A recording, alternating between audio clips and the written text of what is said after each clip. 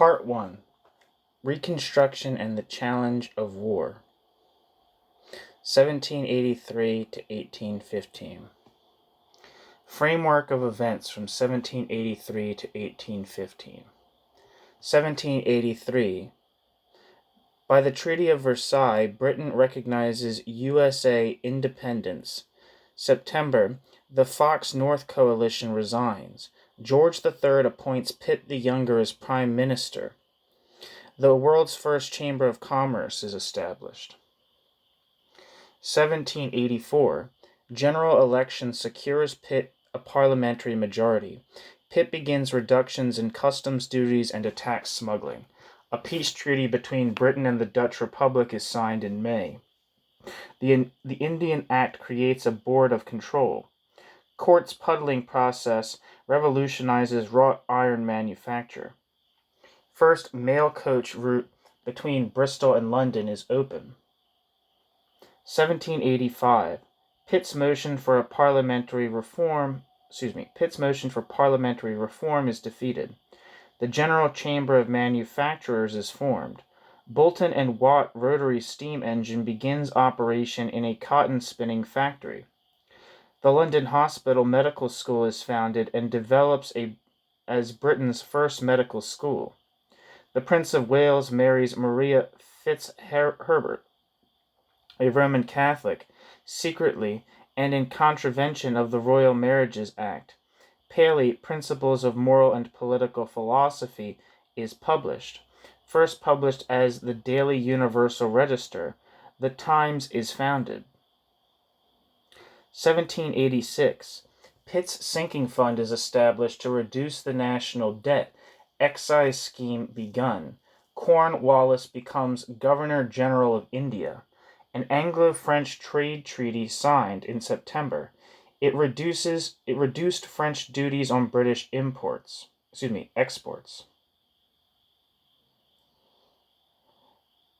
Penang becomes the first British settlement on the Malay Peninsula. Burns' Scottish dialect poems published. 1787. Impeachment of Warren Hastings because of alleged misdeeds as Governor-General of Bengal. Wilberforce's Proclamation Society founded. Work on the Brighton Pavilion begins. Hannah More, Thoughts on the Manners of the Great, is published. 1788. The 1784 Anglo-Dutch alliance is joined by Prussia to create a, quote, triple alliance, end quote, aiming to secure a European peace. Transportation begins. The first convict voyage arrives at Botany Bay, Australia, in January. Early signs of George III's mental instability are shown. 1789. Pitt's Regency Bill is quickly followed by the King's Recovery. Bill to repeal Test and Corporation Acts fails. Wilberforce makes his first parliamentary speech arguing for abolition of the slave trade. C.J. Fox acclaims fall of Bastille in Paris. Mutiny on HMS Bounty. Jeremy Bentham's Introduction to the Principles of Morals and Legislation and William Blake's Songs of Innocence are published. 1790. Burke and Fox take opposite sides in reacting to the French Revolution. Burke's Reflections on the Revolution in France is published. The first steam rolling mill in England begins operation. A general election confirms Pitt's dominance in the House of Commons. Spain capitulates to British claims for compensation over an attack on British fishing vessels at Nootka Sound, West Canada. 1791. The Ochakov crisis breaks over Russian seizure of a Turkish port. The Canada Act divides Upper from Lower Canada. Pitt announces Britain's intended neutrality in any European action against the French revolutionaries. Joseph Priestley's house is attacked in Birmingham by a crowd opposed to parliamentary reform. July. Thomas Paine, Rights of Man, Part 1 is published. Burke, appeal from the new to the old Whigs, and Mackintosh, Vindici Gallici, published. Boswell, Life of Samuel Johnson, published. The Observer newspaper founded. 1792. British reform movements revive. The London Corresponding Society, January, and the Whig Friends of the People are founded. Paine's Rights of Man, Part 2 is published. Mary Wollstonecraft, Vindication of the Rights of Woman, published. John Reeves' Anti-Radical Association movement is formed in November. Manchester Radicals attacked by Loyalist crowd, December. 1793. Britain joins the First Coalition against France and enters the European War. February. Radical leaders in Scotland, Thomas Muir and Thomas Fysh Palmer, face trial in August and are transported. The Board of Agriculture is founded with Arthur Young as its secretary.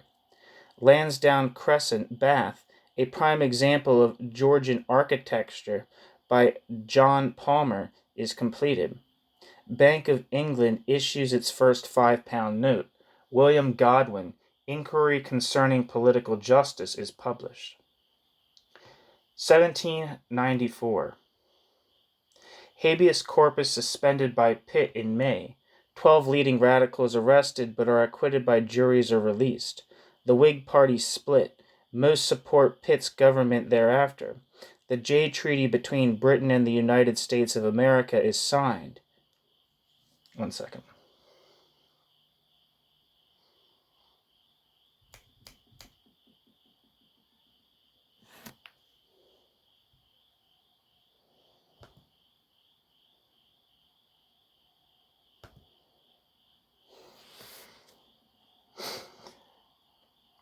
Admiral Howe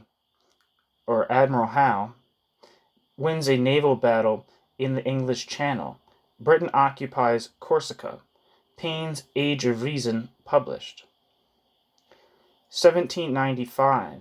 The Speen-Hamlin expedient for poor relief begins.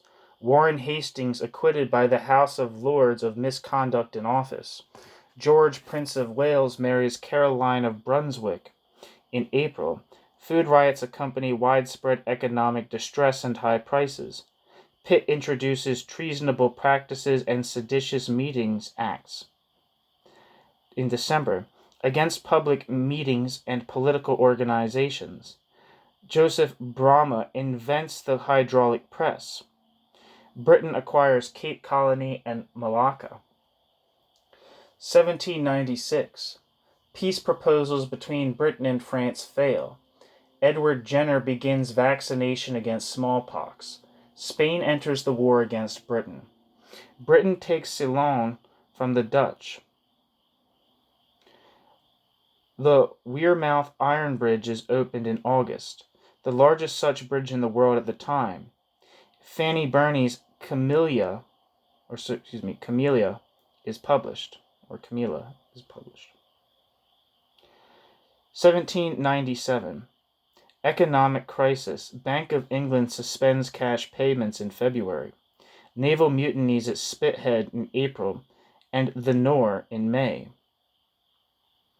An act against swearing illegal oaths passed. French troops land at Fishguard, but France's invasion plans are not followed up. The first coalition against France comes to an end in October. William Wilberforce, Practical View of the Prevailing Religious System of Professed Christians, is published. S.T. Coleridge composes Kubla Khan. Hatchard's bookshop opens in London. 1798. Second coalition against France is formed. Newspapers are more closely regulated and taxes on them increased. Navy under Nelson wins Battle of the Nile in August. The construction of a second coalition against France begins. A rebellion in Ireland is led by Wolfe Tone. T.R. Malthus' Essay on the Principle of Population is published. William Wordsworth and Samuel Taylor Coleridge, Lyrical Ballads, is published. 1799. Income tax is levied for the first time. The Church Missionary Society is founded. The London Corresponding Society, United Irishmen, and other named radical societies are proscribed. A, quote, Combination Act, end quote, confirms the illegality of trade unions. 1800. The Act of Union Ireland is passed, creating the, quote, United Kingdom of Britain and Ireland, end quote, in March. Robert Owen's, quote, model, end quote, factory at New Lanark is founded. This Combination Act, together with one passed in 1799, confirms the illegality of trade unions. Richard Trevithick invents a light-pressure steam engine. The engineer Henry Maudslay, Maudslay, invents precision screw-cutting lathe. The Royal College of Surgeons is established in March. 1801. Pitt resigns over George III's hostility to his plans to grant religious emancipation to Roman Catholics in March. Addington becomes Prime Minister. Further economic distress and high food prices. Habeas corpus is suspended again. The London Stock Exchange is founded in March. Nelson's fleet wins the Battle of Copenhagen in April. The first official census is held in March. Under the, quote, Horne-Tooke Act, end quote, clergy of the Church of England are not permitted to sit in the House of Commons. Richard Trevithick, Trevithick, pioneers a steam-powered vehicle designed for passenger use in December. 1802. The Peace of Amiens concludes the first stage of French wars in March and ends the Second Coalition. General election confirms Addington's position as Prime Minister in July. The Health and Morals of Apprentices Act, the first Factory Act, is passed, although without inspectors to enforce it. The West India Dock, the first commercial dock in London, opens in August. John Dalton compiles a table of atomic weights.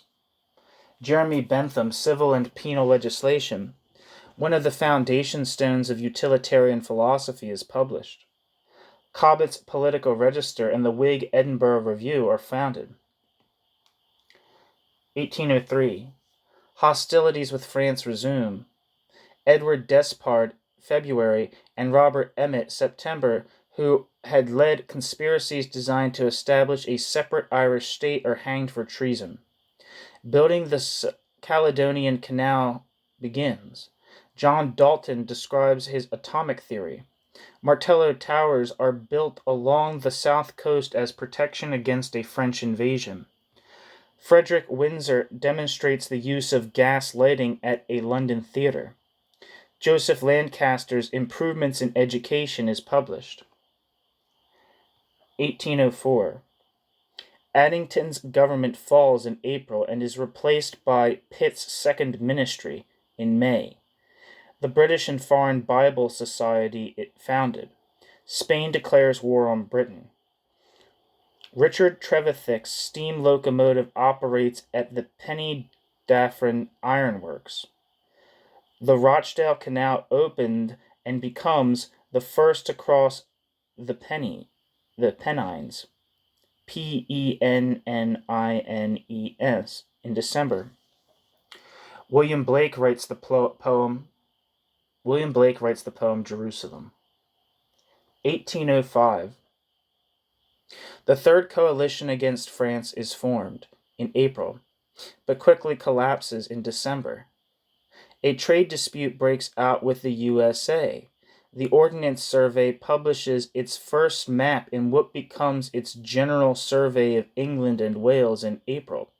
Nelson's fleet defeats the French and the Spanish at the Battle of Trafalgar. The victory confirms Britain's undisputed control of the seas. Nelson killed in action, October. The British Institution for Development of Fine Arts is founded. 1806. Pitt dies in January. Quote, Ministry of All the Talents, end quote, formed. February, with Grenville as Prime Minister and Fox as Sovereign Secretary. His first government post since 1783. Fox dies in September. The Fourth Coalition against France is formed, October. Napoleon launches his, quote, continental system, end quote, a trade embargo against Britain, November. Congreve rocket boats are used to attack French fleet. General election strengthens Grenvillites in December. Gaslighting is installed in a Manchester cotton mill. 1807. Britain declares a reciprocal economic blockade against France and her allies. The, quote, talents, end quote, ministry falls in March. Duke of Portland becomes Prime Minister. General election increases support for the government. The Fourth Coalition ends in July. Britain is isolated in opposing Napoleon after Russia signs the Treaty of Tilsit with France in July. The slave trade is abolished in British territories. Humphrey Davy discovers potassium and isolates sodium. Primitive Methodism is established as a more evangelical creed than Wesleyanism Methodism. Wordsworth's poem, Ode, Imitations of Immortality, is published. 1808. The Peninsular War begins.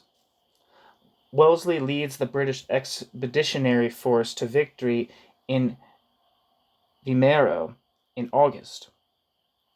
The Royal Lancastrian Institution is founded to advance the education of the poor. The Theatre Royal, Covent Garden, London, is destroyed by fire in September. 1809.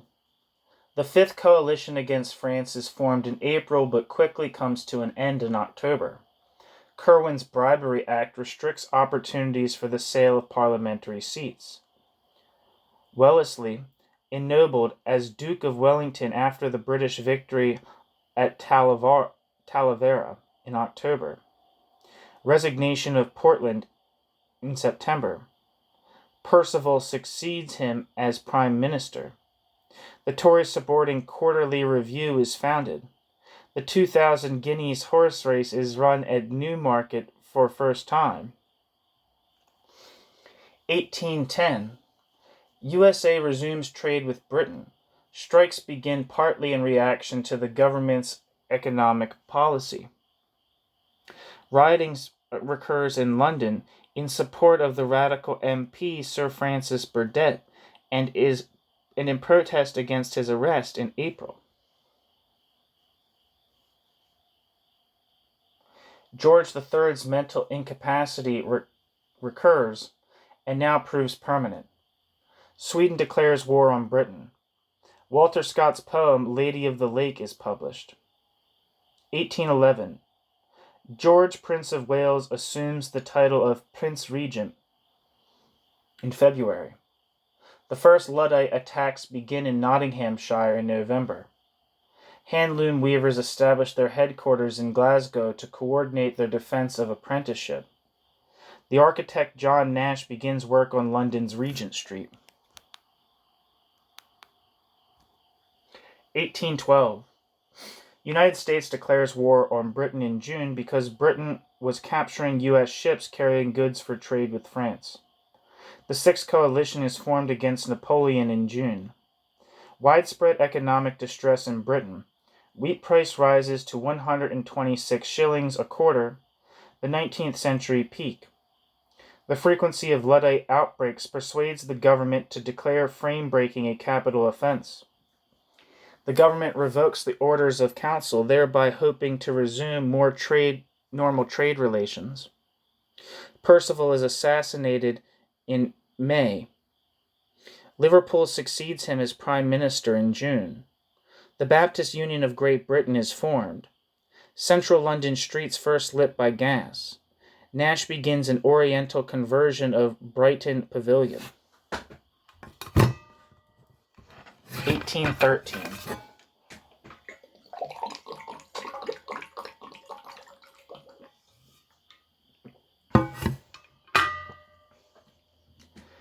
Decisive peninsula victories at Burgos and Vitoria enable British troops to move into southern France.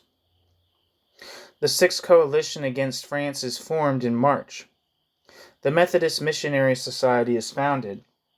East Indian trade monopoly in India is ended. Cape of Good Hope becomes a British colony. Statutes which had protected training via a formal apprenticeship are repealed. Headley's, quote, puffing Billy, end quote, steam locomotive runs on smooth rails at Wylam, Northumberland. Robert Owen, A New View of Society is published. Jane Austen's novel Pride and Prejudice is published. 1814. The Sixth Coalition against France comes to an end with the defeat of France. In March. In the Anglo-American War, British troops destroy many public buildings in Washington, including the White House. In cricket, the Marylebone Cricket Club, MCC, moves to its current ground in St. John's Wood, Lords. George Stephenson builds a steam locomotive. The actor Edmund Kean makes his theatrical debut as Shylock in Shakespeare's The Merchant of Venice. 1815. The Anglo-American War formally ends with the Treaty of Ghent. The Seventh Coalition, March 1815, is formed to check Napoleon's return to France and the 100 Days Campaign. Napoleon is defeated by coalition forces led by Wellington at the Battle of Waterloo in June. The Congress of Vienna brings European peace. Humphrey Davy invents miner's safety lamp. Gurkha regiments became members of the British Army. A new corn law prohibits imports of foreign corn unless domestic price exceeds 80 shillings.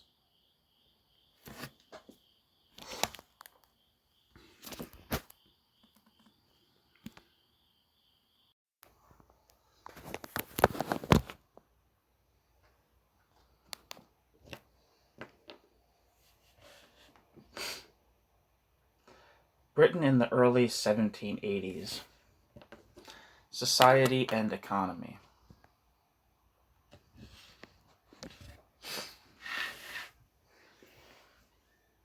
1.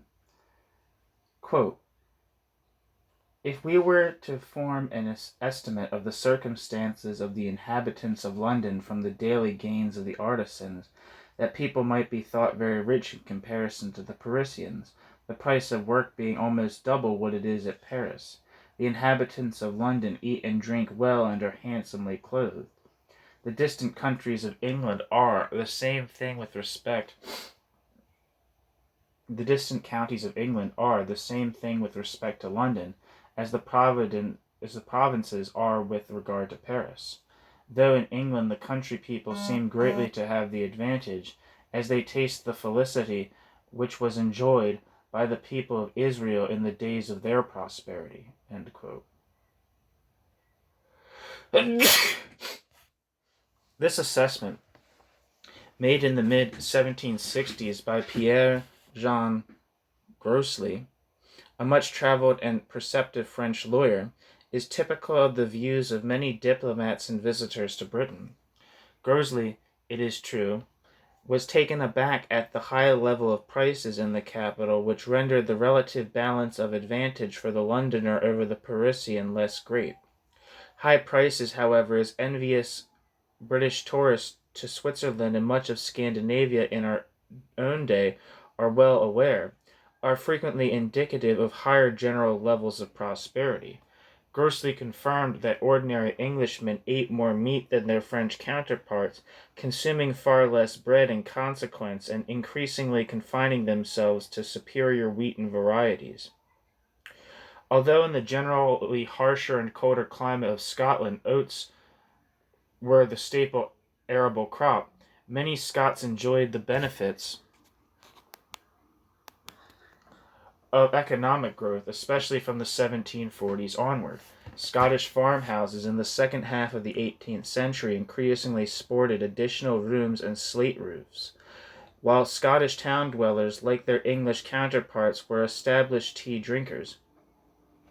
It is tolerably certain that Britain in the early 1780s was already the most advanced nation in the world, and that its superiority was reflected in higher living standards and more diverse patterns of consumption than elsewhere. In Britain, as elsewhere, land was the basis of wealth and prestige. Compared with the rest of Europe, however, land was much more closely integrated with commerce and industry. The opening up of a money market at the end of the 17th century had provided alternative sources of investment for wealth without diminishing the attraction of a solid landed estate as the tangible symbol of status. Opportunities in trade and business provided profitable employment for younger sons of great landowners in addition to more traditional occupations, such as army officers or dignitaries in the Church of England. Constructive cooperation between the worlds of agriculture and business was a pronounced feature of the increase of national wealth, which took place in the century before the Industrial Revolution.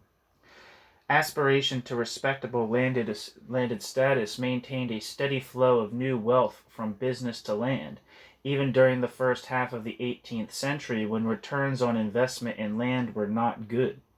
All extremely wealthy men sought and obtained landed estates, though they sank less of their total fortune in them in their 16th and 17th century forebears.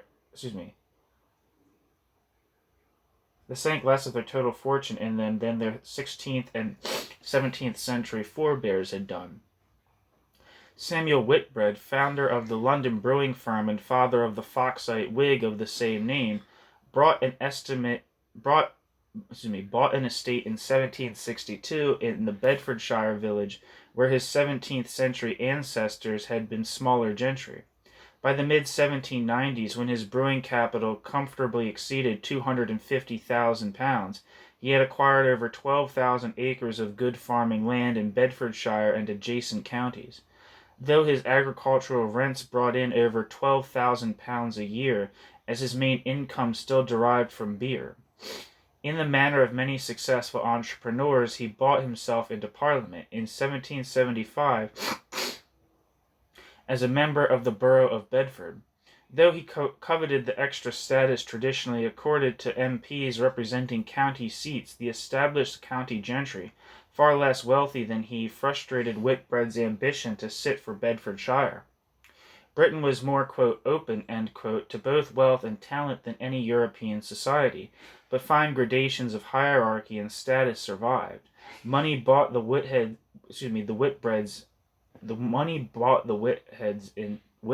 into Parliament, but it was not a passport to any position. Samuel Whitbread, Jr. firmly believed that his ambition to lead the Whig party after Charles James Fox's death was frustrated by snobbish disdain at his commercial origins.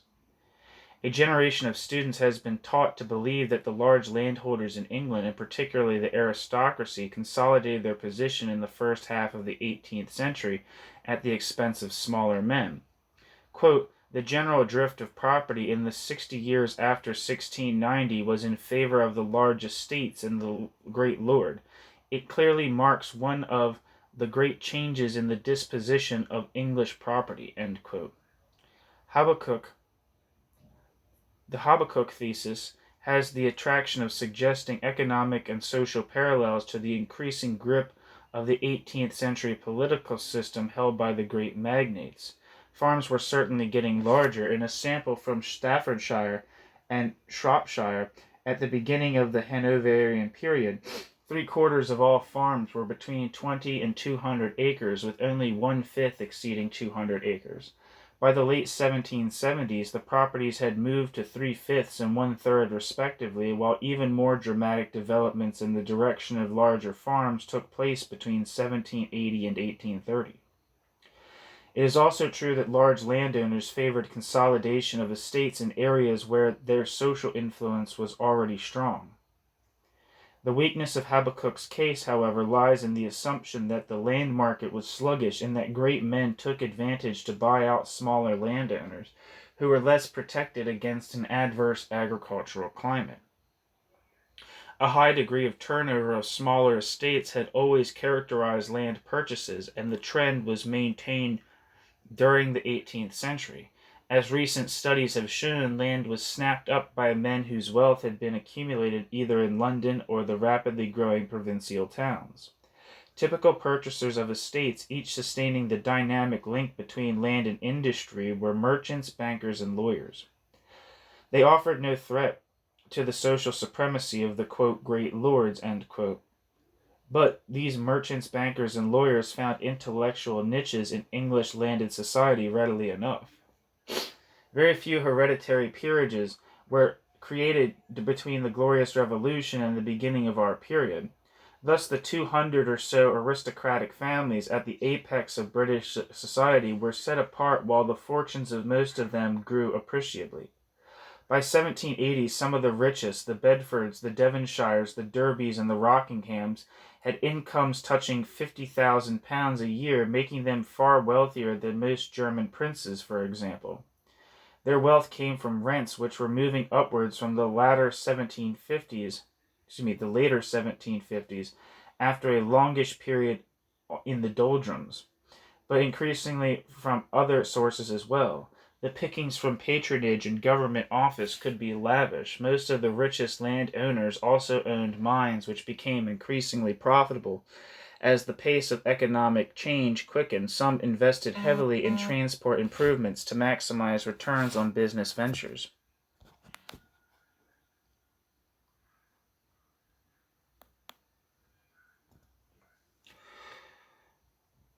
Nor should acquisition via strategic marriage be forgotten. Many 18th century aristocratic marriages were as carefully calculated for their strategic and social advantages as were those of European royal families. Marriage between a duke or the heir to a dukedom and a well-connected heiress was the ideal acquisitive partnership. The marriage of William Cavendish, 4th Duke of Devonshire, to Lady Charlotte Boyle, the only surviving daughter of the third Earl of Burlington, was particularly advantageous to the Devonshires. The Cavendishes, already one of the 2 or 3 wealthiest families in Britain, acquired by it Lismore Castle in County Waterford, Ireland, Loughborough Hall, and Bolton Abbey in East and North West Yorkshire, respectively, together with 2 of the most fashionable residences in Britain, Burlington and Chiswick houses. The splendors of the great 18th century mansions, Chatsworth in Derbyshire, Castle Howard in Yorkshire, Blenheim in Oxfordshire, Wimpole Hall in Cambridgeshire, and the rest, symbolized the uniquely powerful position of the aristocracy. They were built not as evidence of their refinement and fashionable Palladian taste, but as a bald statement about power. So vast were their estates and so extensive their grounds that no one passing near could doubt the extent of the social and political influence which their owners wielded. The wealthy baronet Sir Thomas Robinson, commenting in the 1730s on the extension of the Wentworth Wood House, the power base of the Marquis of Rockingham in South Yorkshire, opined that, when finished, the new east wing of the property would be, quote, a stupendous fabric, infinitely superior to anything we have in England. I know of no house in Europe which have 7 such magnificent rooms so finely proportioned as these will be, end quote. An architect of genius like Robert Adam, whose classical designs to enhance the surviving beauty and grandeur of buildings such as Sion House and Kenwood in London, Kettleston, Derbyshire, and Hopetoun House near Edinburgh, needed substantial aristocratic patronage to realize his ambitions. Adam's career flourished first under the Scottish patronage of the Duke of Argyll and Lord Minto, and later under the first Duke of Northumberland, whose interest in and knowledge of the visual arts was remarkable. 18th century aristocratic grounds were also designed and redesigned at vast expense. The Duke of Devonshire, referred to above, spent thousands of pounds in the early 1760s to redesign the park and gardens of Chatsworth, removing the formal French-style gardens put in place by his great-grandfather, the first Duke, 70 years earlier, and replacing them with the freer, quote, landscape, end quote, style so characteristic of Lancelot, quote, capability, end quote, Brown and his acolytes. Civil engineers as well as gardeners were required, and the Duke spent over £900 in only 16 months in 1760 to 61 in massive earth-moving activities. Great wealth could be greatly expended in a wide variety of ways, only some of which survive to delight the eye of the modern tourist. Aristocratic entertainments, food and drink bills, and the patronage of London's leading gaming establishments all indicated that great fortunes could be lavished as readily as they could be acquired, while money spent by the Whig oligarchy on court attendance, political duties, and even the occasional expensive electoral contest could stretch the deepest pockets.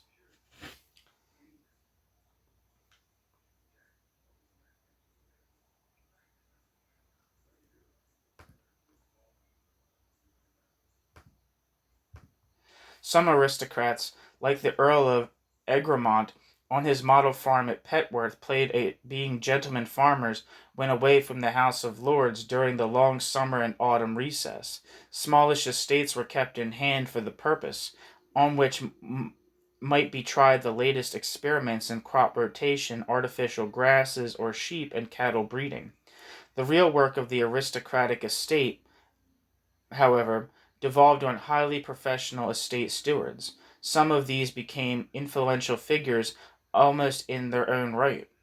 One such was James Locke, the able and dutiful agent of the Duke of Sutherland. Locke spent several years in the early 19th century in vigorously and often forcibly removing crofters and agricultural laborers from the Duke's extensive Scottish estates because sheep were more profitable. After masterminding the, quote, Highland clearances, end quote, the Duke rewarded Locke in 1827 when he used ducal clout and family connections in the southwest to nominate his agent to a, quote, rotten borough, end quote, in Cornwall.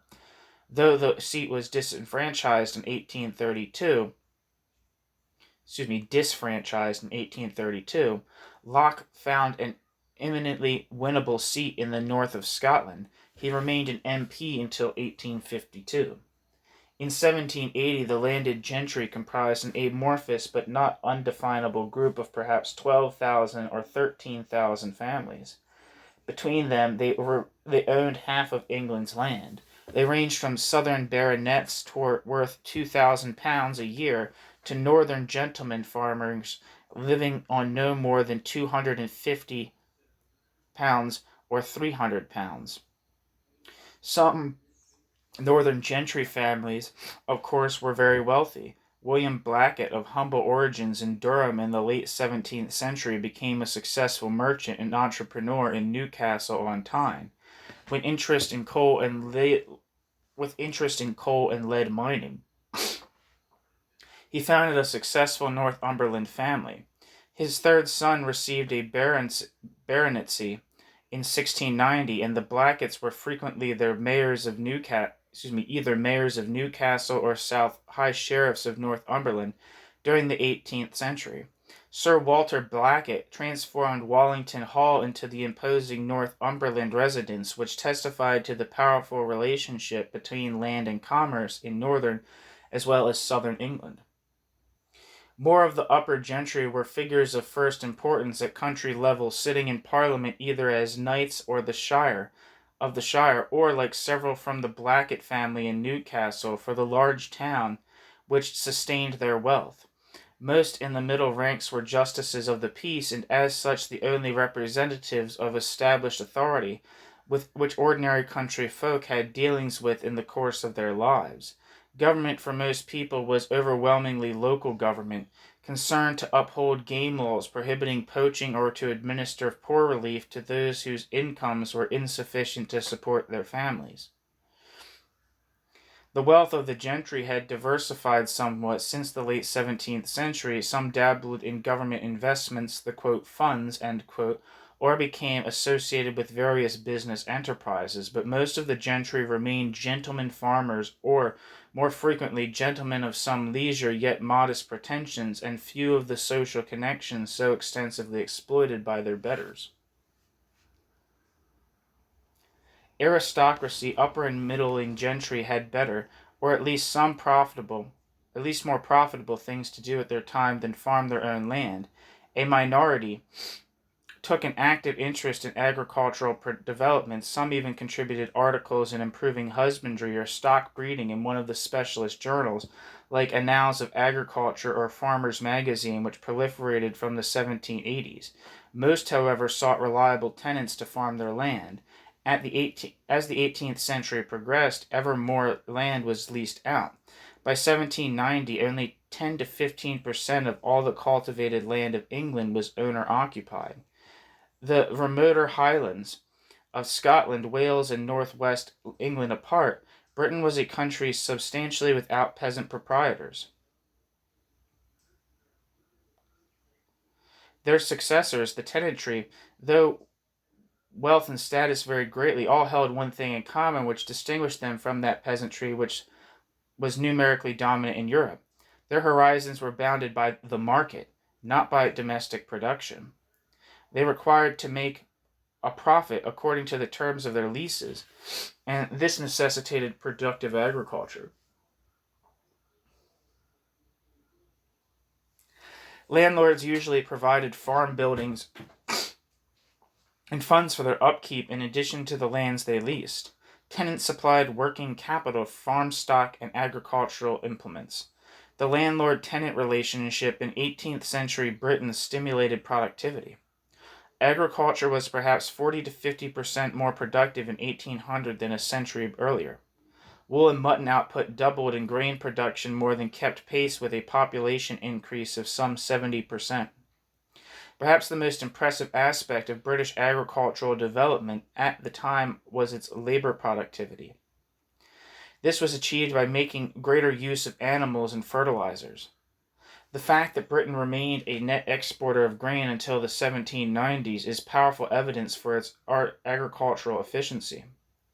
Specialization, which saw the emergence of Bedfordshire and Hertfordshire grains, Gloucestershire,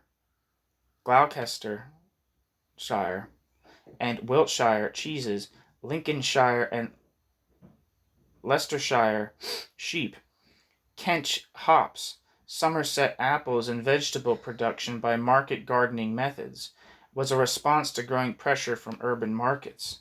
Changes in agricultural organization profoundly affected its labor force, which formed the wide base of the rural pyramid.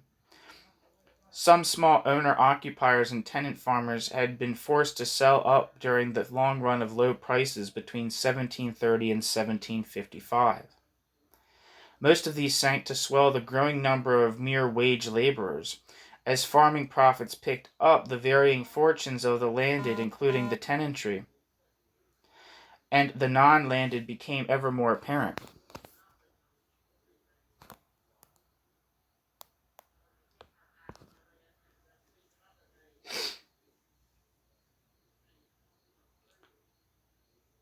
It may be permissible to employ a crude geographical distinction here to qualify the generalization.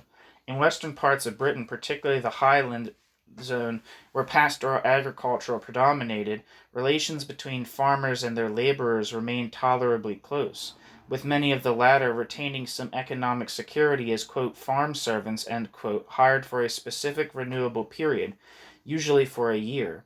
Most farm servants lived on the farm, eating at the same table as their employers.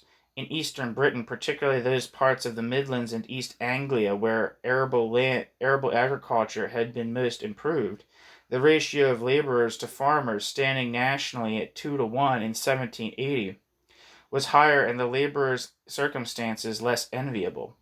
Improving tenant farmers were reluctant to employ laborers except at times such as haymaking and harvest when their labor was in most demand. In southern East Anglia, the South Midlands, and those parts of the South East outside the centripetal pool of London, underemployment of agricultural laborers was an increasing feature of the rural scene, and one exacerbated by population increase. After 1775, expenditure on poor relief began to rise alarmingly.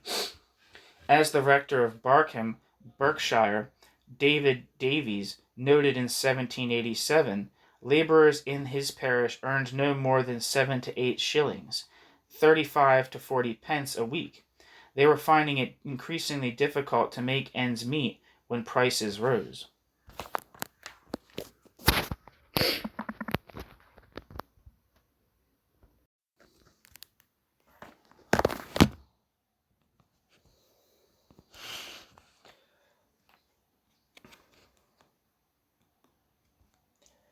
Section 2. Laborers' living standards were directly dependent upon the extent of non-agricultural activity.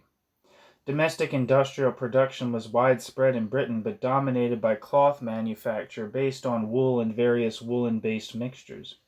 Spinning and weaving in the home provided an important addition to the family budget, and it is misleading to calculate living standards merely on the basis of the wages of the adult male. High-quality traditional woolen textile centers were long established in many parts of the country, particularly around Devizes, Melksham, and Trowbridge in Wiltshire. Some centers of, quote, short wool, end quote, manufacture produced broadcloths and white cloths. Some had been the backbone of Britain's premier export industry. In 1700, more than half of Britain's domestic exports had been woolen cloth. Though traditional broadcloths and kerseys were already being supplanted by lighter fabrics, since European import duties on those were much lower.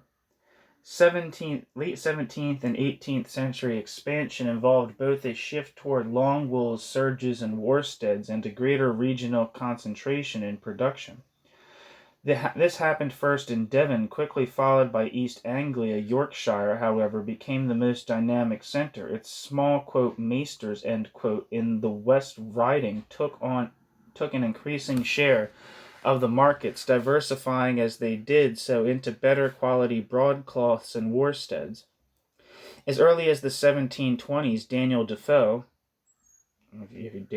wrote Robinson Crusoe, enthused over the extensive employment of the entire family provided in the villages and townships around Halifax.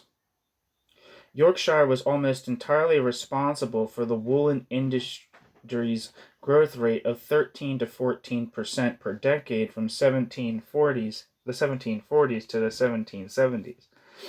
By 1780, wool provided employment for at least 750,000 people. Linen was Scotland's main manufacturing industry for most of the 18th century. Its total production increases about sixfold between 1730 and 1800. Great expansion was also apparent in the metal trades. Iron had been smelted with coke since the early years of the century in Coalbrookdale, on the banks of the Severn, where the Quaker ironmaster Abraham Darby perfected the process. Iron technology made strides also in the Furness district of Lancashire, in South Wales, and from 1759 in the famous Scottish works at Carron near the mouth of the Forth. Ambrose Crowley's slitting mill and forges of iron bar manufacture in Sunderland used local fuel from the coalfields of Northumberland and Durham. Steel was made in coal-fired reverberatory furnaces from bar iron and charcoal in South Yorkshire and on Tyneside. Exports of iron and steel manufactures increased eightfold during the first 70 years of the century. The major metalworking towns of Birmingham and Sheffield were important in their own right as, respectively, the third and eighth largest towns in England in 1775. They were also important distributive centers for the industrial villages of the Black Country and Hallamshire, with their wide variety of silk nail makers, chain makers, cutlers, and the like. Non-ferrous metals also offered expanding employment opportunities. Cornwall provided copper and tin. Derbyshire, Yorkshire, North Wales, and Cumberland extracted lead. Iron smelting took place on the coalfields of South Wales and Lancashire. Industrial advance usually implies urban growth. Britain experienced significant town development in the century before 1780, but by no means all of it was attributable to manufacturing. Provincial towns such as Bath, Cheltenham, and Warwick grew both as leisure and luxury trading centers to accommodate the growing wealth of gentry, moneyed men, fund holders, and the professional classes. Bath, with 21,000 inhabitants in 1775, was the 12th largest town in Britain at the beginning of our period. Ports expanded rapidly to cater for both overseas and domestic trade.